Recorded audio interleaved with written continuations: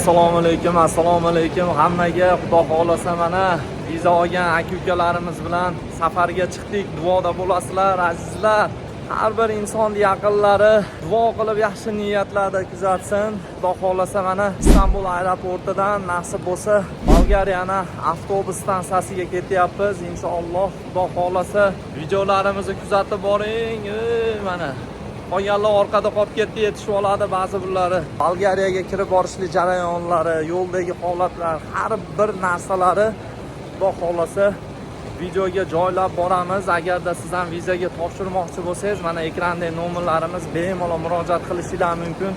Tojikiston Respublikasi, O'zbekiston Respublikasi, Qirg'iziston Respublikasidagi aka-ukalarimiz diqqatiga, azizlar, ishonchli va sifatli tarzda Xudo xolasa ishlarni birgalikda amalga oshirib beramiz. Xuddi shu holatlarda o'zimiz saprovarjeniya qilamiz. Hammaga omad, sog' omon bo'linglar. Bolgariyaga yo'l olganlar, saprovarjeniya jarayonlari. Nomada so'z qoldi.